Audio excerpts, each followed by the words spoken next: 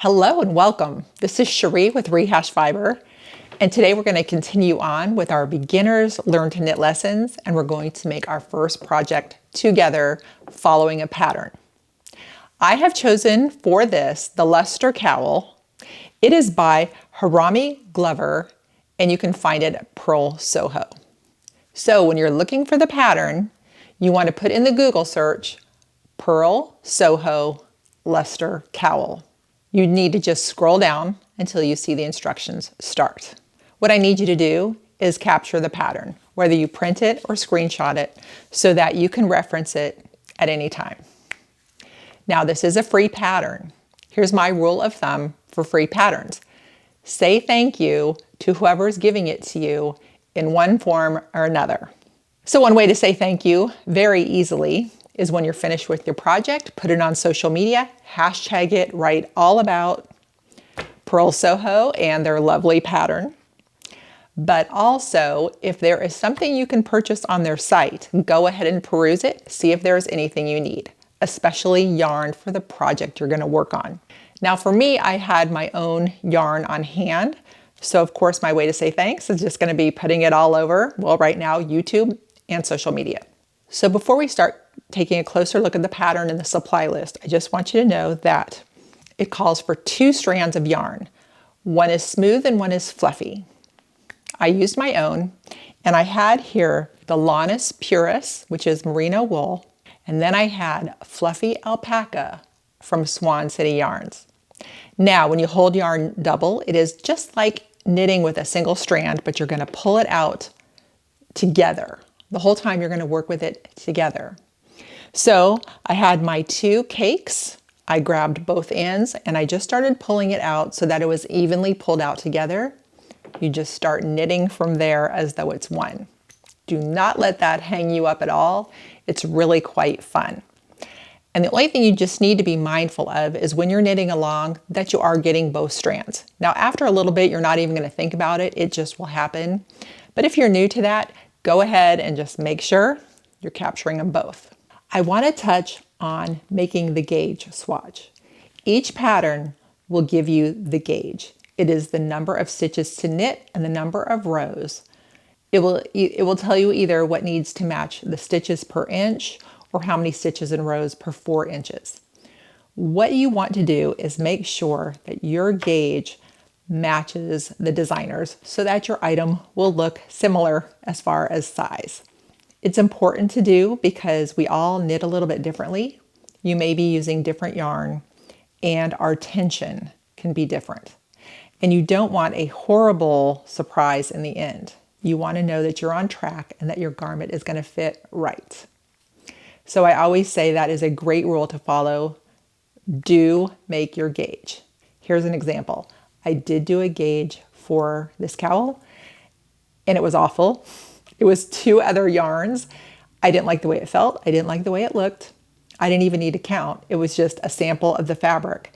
And I was really glad I made the gauge so that I could switch to something that I liked much more. All right, let's take a close look at the pattern and get started. With the pattern in front of you, we're going to look at the supply list. This pattern calls for 2 balls or 2 skeins of yarn. One is to be more fluffy and one is silky. The key thing here is it tells you how much yardage you're going to need. So 230 total yards, 225 total yards.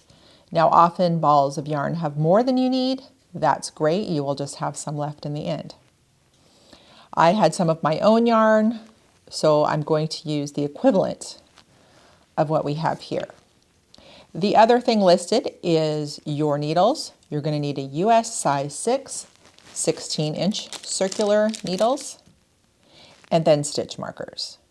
The next thing we're going to look at, and the first thing you should do with each pattern, is to make the gauge swatch.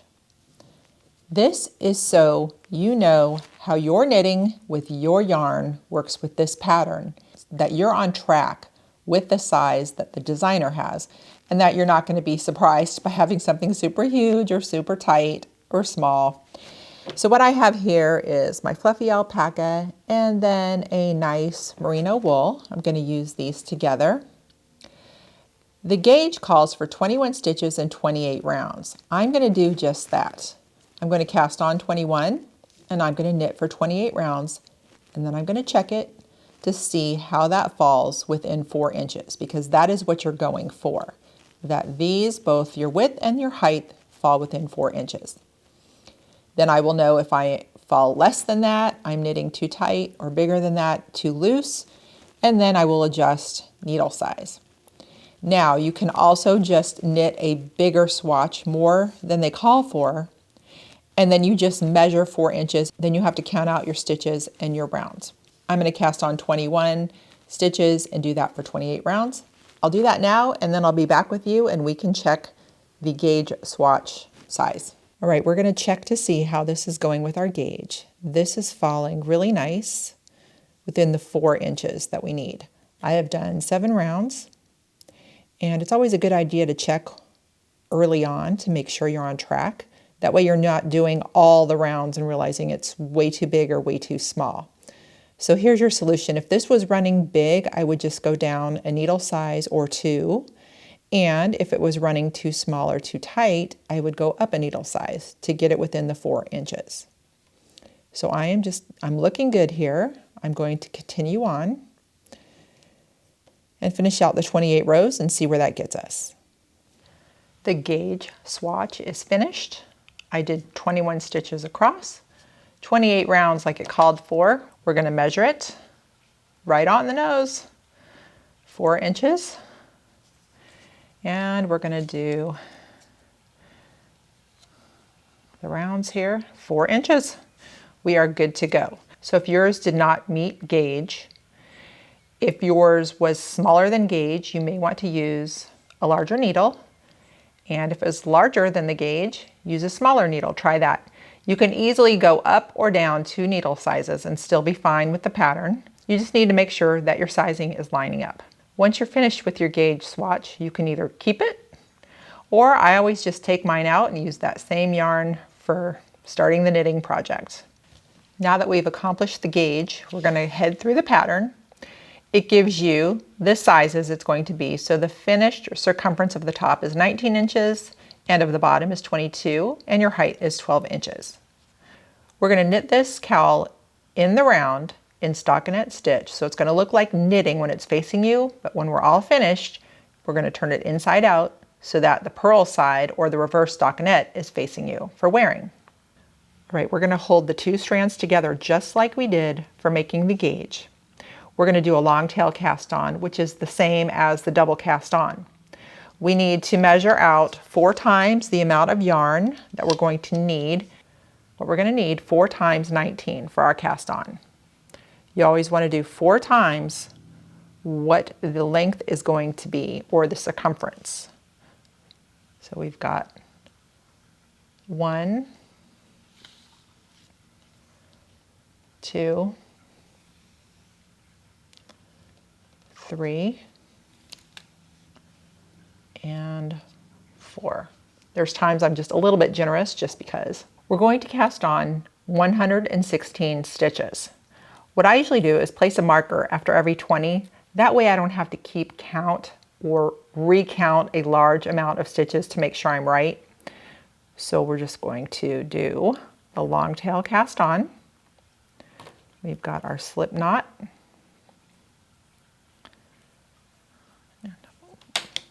That's curling in, a little annoying, but it'll work its way out. All right, and here we go.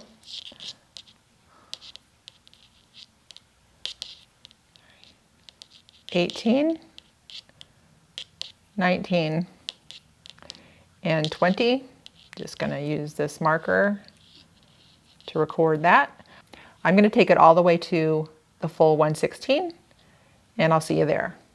So I cast on the total of 116. You see how pulling out 4 times the amount of yarn that you will need gives you just the right amount for a tail there.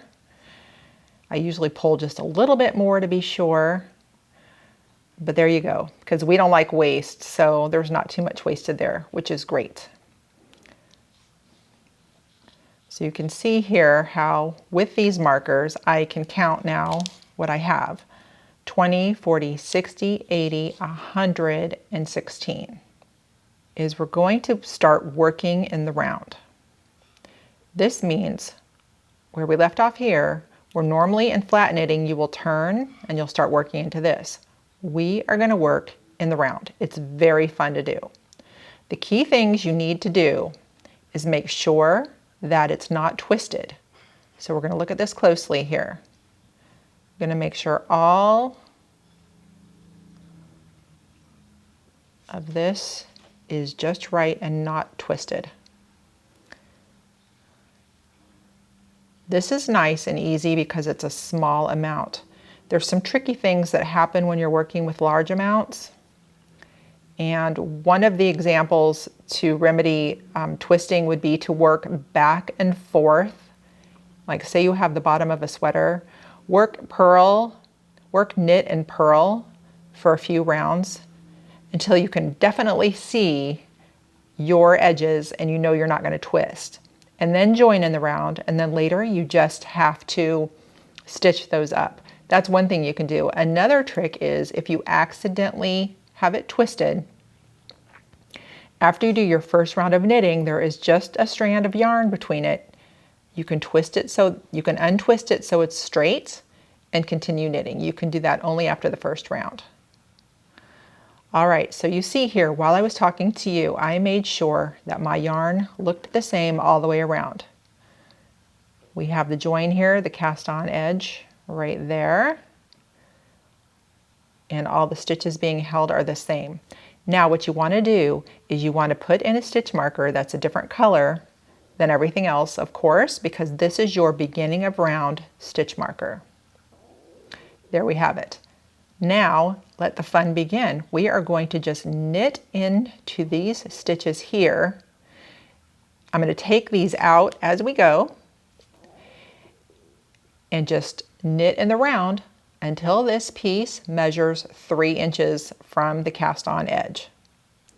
So here we are. Let's get started here. Always make sure you have the working yarn and not the tail in your hand. I've done that plenty of times. Knit along and then you're like, what? It ran out. Oh. Okay, here we go. We've got the working yarn in our hand.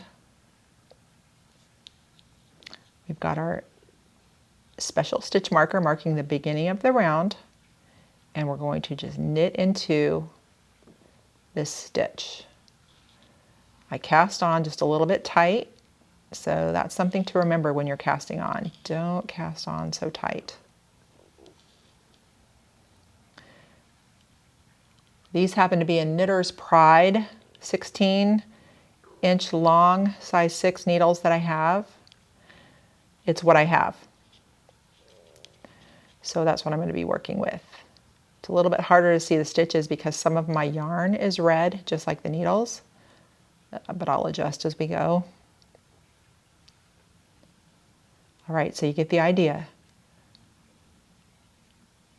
I'm going to knit around this whole round. I'm going to take out those stitch markers I used as counters, and I'll see you back when we get to the beginning of the round. All right, I'm coming to the end of the first round where I'm making it back to the beginning of round stitch marker. And there we are. So what I'm going to do is I'm going to go ahead and pass the stitch marker over and get ready to do the second round. And I'm going to do a couple just because that looks like a weak point right there. I'm just going to do 2 or 3 over here. And then take a second to look at the work and make sure that it's not twisted. And with something this small, you would have felt the twist as you're doing it when it gets closer. And you'll see just by gaining experience. But coming along and looking over this, it is not twisted. So right now I am good to go. The pattern calls for knitting just like this in the round for 3 inches. That's what I'm going to start doing. And then I'll be back with you at the 3-inch point. Here we are. We have worked in the round in stockinette stitch for 3 inches from the cast on edge. The next step in the pattern is the setup round, which is to knit 58, place the marker, and knit to the end of the round. So we're going to do that right now. I found my Chiagu red lace knitting needles. You see that red? It bends really nice. And these Chiagu tips are super nice to work with. And I do like that they're silver because then no matter what color the yarn is, I can always see the yarn. So I was happy to find those. All right, I'm going to finish up this round.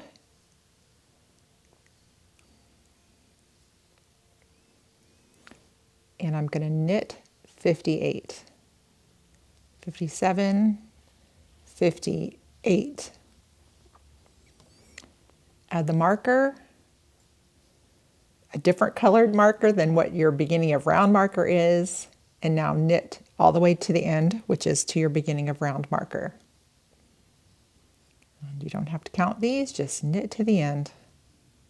I have finished the setup round. I slipped my marker. This is my beginning of round marker, and I'm ready to start the next round. So looking at the instructions we have here, the next round is a decrease round. The first thing right off the bat is we're going to knit 2 stitches together. After we do that, we're going to knit all the way to 2 stitches before the next marker. So let's go through this. Now sometimes knit 2 together in a pattern is going to be K, the number 2, and then TOG together. So that means knit 2 together, and that is just like knitting 1 stitch, but you're knitting 2. So let's do that. We're going to just pick up 2, and depending on your tension, be gentle with yourself. It might feel a little bit tight, a little bit funny. I'm going to show you in real time for me too. It can be a little awkward. We're going to get that through. Make sure both those strands that we're holding double are with us. They are. We're going to slip those 2 stitches off. So now 2 stitches have made 1 stitch, and that's actually a decrease. Now the pattern has us knitting to 2 stitches before the next marker. So we're just going to knit across until the next marker comes into view. And we're going to stop 2 stitches before it. So go ahead and do that. I knit up to 2 stitches before the next marker. Now the pattern calls to slip, slip, knit. So if you see it abbreviated in a pattern, it'll be SSK. We are going to slip knitwise. So you're going to put your needle in as if you're going to knit, but you're just going to slip it. You're not going to knit anything. You're going to do the same with this one. You're going to put your needle in knitwise and slip it. Now you're going to put your needle into both of the stitches you just slipped, and you're going to knit. So that yarn comes right over and you knit it. That decreases 2 stitches down to 1 and slants it in the other direction that you just did. All right, now we're going to slip this marker and we're going to do what we just did again. So when you see a pattern have information in brackets, it wants you to do everything within those brackets the number of times it says. So we're doing it again. So basically we're working between the 2 stitch markers. We decreased at the beginning and at the end in between the stitch markers. Now we're going to do it again. Very same thing. We're going to start off, and this is just the other half of that round. I slipped the marker and we're going to knit 2 together. So that's the simple one of just knitting the 2 together. Make sure you have both strands with you and push the 2 off. 2 went down to 1.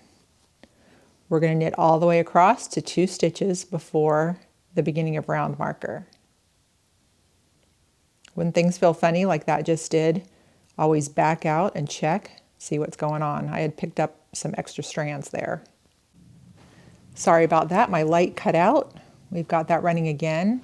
Now what I'm going to do is knit all the way across to 2 stitches before the next marker. And then we're going to slip, slip, knit again. I am to the 2 stitches before the beginning of round marker. So this is where we're going to slip knitwise, slip knitwise. I'm going to put the left needle back into those 2 stitches that I just slipped. It is held like so. And now I'm going to knit with this strand right here.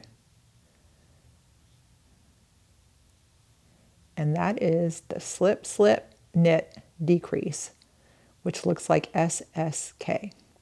All right, we have completed the decrease round. Now we're going to go into just straight knitting in the round. And here's what we're going to do. It says continue in stockinette stitch. Repeat the decrease round every 18th round, or approximately 2.5 inches. So you can either count your rounds however you want. Sometimes I do tally marks. Sometimes I use the stitch counter. And on the 18th round, you're going to decrease again.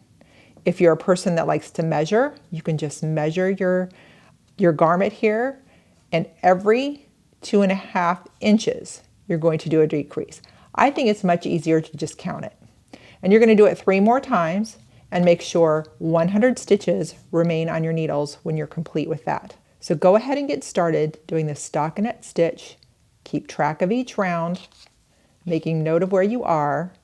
And on the 18th round, I will do the decrease round with you one more time. So I have completed the 17th round. And on the 18th round is when we do the decrease round once again. Now what I did is I went ahead and wrote down on here so I could keep track of how many decrease rounds I'm doing. So your first one is considered the first one, and then you do it 3 more times for a total of 4 decrease rounds. So I'm going to run you through the decrease round one more time. We're finishing up here the 17th round. I stopped just before my marker so that the marker stays on.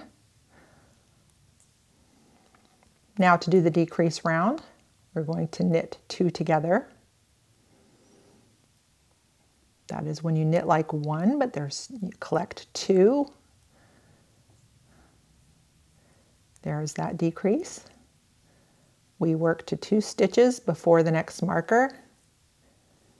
All right, we are 2 stitches before the next marker. This is where we do the slip, slip, knit. So we're going to slip knitwise, slip knitwise, stick the needle into those 2 stitches and knit it. We're going to pass the marker and do side 2, where we knit 2 together.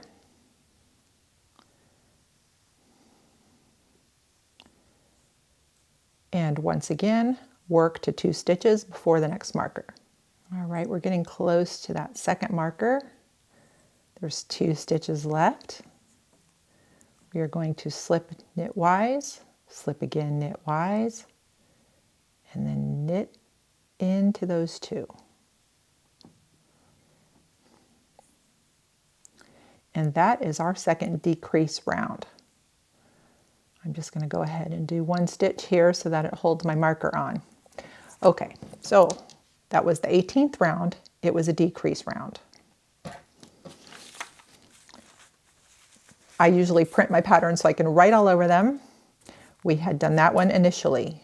Now we've just done the second one in the series of 4. So I'm going to go ahead and tally mark that I've done the second one. Now we're going to continue on, and you're going to continue on without me doing the next 2 series of knitting and then decrease rounds. So we're going to start again. You're going to go back to 0. You're going to work 17 rounds in the round. On the 18th round, you're going to decrease again and mark that you did it. That will be your 3rd time. And you're going to do the very same thing for your 4th time. Once you've done the total of 4 decrease rounds, I will be back with you. We'll count our stitches, make sure we have 100, and then we will continue on to the next step. Here we are. I have done all the rounds and then those 4 decrease rounds that were worked in there in all those sets. So here we have it. We started with that first decrease round, worked another 18, and on the 18th round decreased, and did that for 3 more times. So for a total of 4 times. So we have the garment here. Once you've completed all those decrease rounds, You need to count to make sure you are at 100 stitches, that something didn't go wonky in there and that you're off. So I counted mine, there are 100 stitches. Then the next thing you need to do is measure to see how long it is and if it is 12 inches. We are going for 12 and mine hits the 12. If yours doesn't for some reason, it just might mean that you knit a little bit tighter. You want to just go ahead and continue knitting in the round until your piece measures 12 inches. Once you get to that point, we're going to bind off, and I'm going to show you how to do that right here. Before we bind off with the cowl, I want to show you something. We need to make it stretchy. The pattern doesn't say so, but I'm going to do it just to make sure. I want to show you the difference. When I made this, this was my stretchy cast on round. In the end, when I did the bind off, I didn't do it stretchy, and look at this. It has a point where it's just stuck and stiff. Now luckily I can get it over my head fine. It is not a problem. However, there are garments where if you don't do the stretchy bind off, it goes nowhere. So keep that in mind for any garment. When you know you're going to be pulling it over a bigger part of your body, you want to be sure to make it stretchy. And I'm going to show you how to do that right now. So we have our cowl, and to do the bind off, you knit one stitch and you knit the second stitch. Now to make it stretchy, we're going to pass this over like we would normally do, but you're not going to take it off that needle. You're going to then go in to the next stitch, and what that does is that's going to give you a little bit of extra yarn, and it will be stretchy, I promise. Now that you've knit into the next one, you can push both of those off. Now this is funny, I just realized what I did. I'm knitting English style and I taught you continental, so let's jump right over to continental style. You see how some habits die slowly. And actually, there's projects throughout the day where I go back and forth. I like to do English style for some things and continental for almost everything else. But here we go, continental style. We're going to pass this over.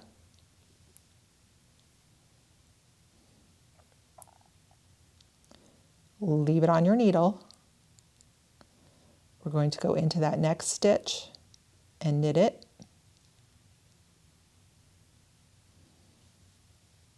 And see, real time, I get stuck there. Okay, and then we're going to push those two off. I'm going to do a couple more for you now that I'm doing it continental style. All right, we're going to pass it over. Do not take it off the left needle. Knit into the next one. And you see I have to kind of pull a little bit of this. That's giving it that little bit more of yarn. It's going to help it be more stretchy. We're going to knit that one and we're going to push them both off. We're going to just do one more on camera for you here. Pass it over, leave it on the left needle, go into that next stitch, knit it, push them both off. Okay, at this point now, I'm going to go and do that all the way around until all the stitches are bound off. So I'll have you do the same and I'll see you at the end. When you get down to the very last stitch, you can take your needle out. I already cut my yarn. You just bring it through.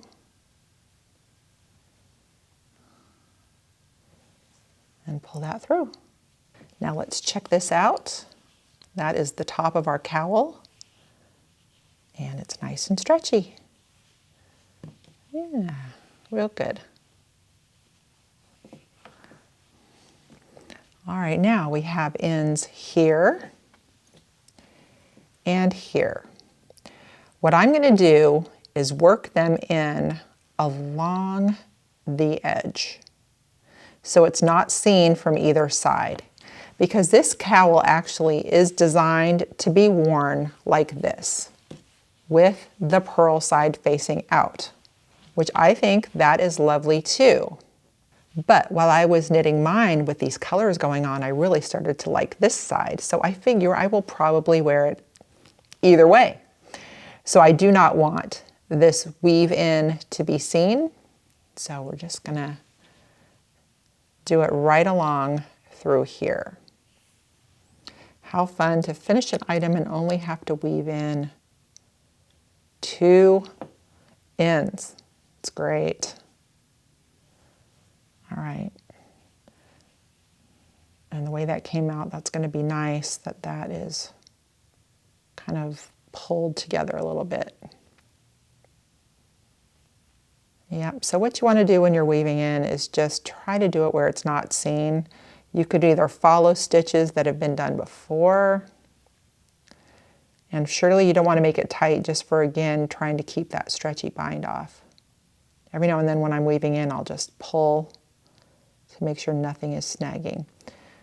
So I'm just going to go ahead and work this in all the way until there's just a little bit left, and then I'll trim it. I will do that with the other end, and then we'll be done. Once those ends are woven in, you need to block your cowl. Blocking is the wonderful finishing touch that you do to your project that makes it look great.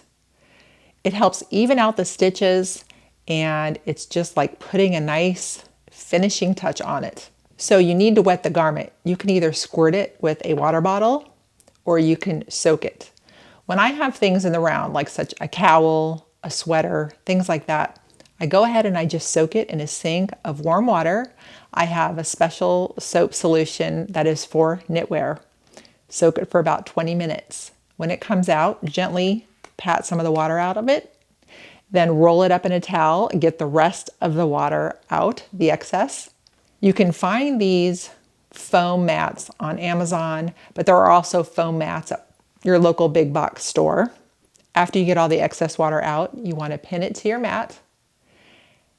No need to stretch it, just lay it out just the way it is, pin it down, and then let it completely dry. When you take the pins out, it's ready to wear, and you will have made your first garment and have so much fun wearing it. It's great.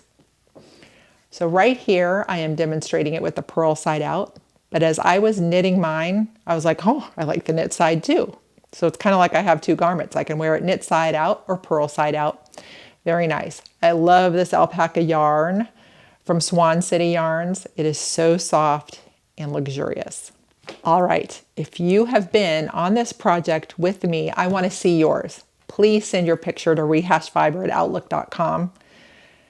I will share it with everybody, and I'll be so excited to see it. And congratulations on completing your first project using a pattern. All right, everybody, happy knitting, and thanks for watching.